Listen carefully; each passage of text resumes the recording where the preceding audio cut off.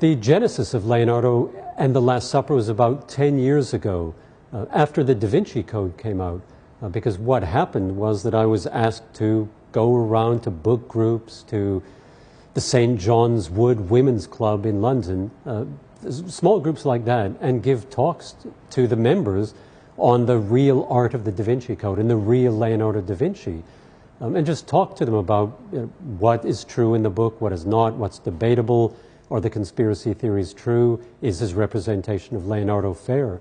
And it was something I really enjoyed doing. It was a lot of fun. And partly because what it made me do was to go back to these paintings and examine what the historical record said about the paintings and about Leonardo. And I would sift the evidence and look at the paintings, whether it was the Virgin of the Rocks in the Louvre or the National Gallery in London, or whether it was the Last Supper. And what I discovered is that not a lot of the Da Vinci Code stands up to any kind of historical scrutiny.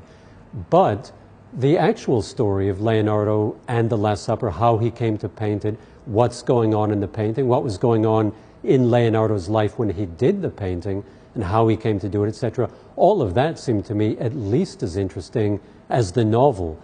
And so in the back of my mind, as I was preparing these talks and giving them, I was thinking that there is not an anti-Da Vinci Code, but a book that would, if not necessarily set the record straight, tell a story that is true, or at least is much more supported by the documentary evidence. And yet I also wanted to make it very readable. I didn't want it to be an extremely highbrow art historical book that would be read by 250 Leonardo experts. I wanted to make it something that would have a much wider readership and a greater appeal to the public in general. A lot of people say to me, oh, you must be extremely upset about the Da Vinci Code, that he misrepresents Leonardo in the paintings. And I can't actually say that's true, because I don't really object to anything that gets people to look at art and to think about art and to come up with theories and speculate on it, because I think that we should have those sorts of inquisitive minds, and then there maybe should be someone who interrogates that and pulls us back a little bit from some of the more far-fetched ones. But one of the things I've discovered about dealing with Leonardo and then dealing with people who have read the Da Vinci Code is I will never change anyone's mind. In the lectures that I gave on the Da Vinci Code, I would put up the Last Supper and I would ask at the beginning of the lecture, how many of you think that that is a woman sitting to the right of Christ?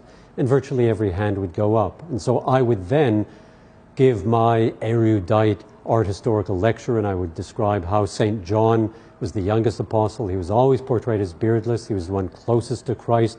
They had a special relationship, and they were often shown together, an older man and a very younger man, which was a dynamic that existed in Florence in the 15th century. And in fact, Leonardo, as I describe in the book, was a part of some of those dynamics. And I would go on and talk about Platonic love in the Renaissance and the mystic marriage, etc., etc. All of these things that art historians know very well, but are not so well known in the general public. And so I would show all of these images and make my case, and at the end of 45 minutes, I would put the image back up, and I would say, all right, how many of you still think that that's a woman in the painting? And every single hand would go up. So I've given up believing I can ever change anyone's mind about there being a woman or not in the painting. But that's all to the good. I think we need to have debates about these things, and it's obviously a compelling story, or people wouldn't believe it.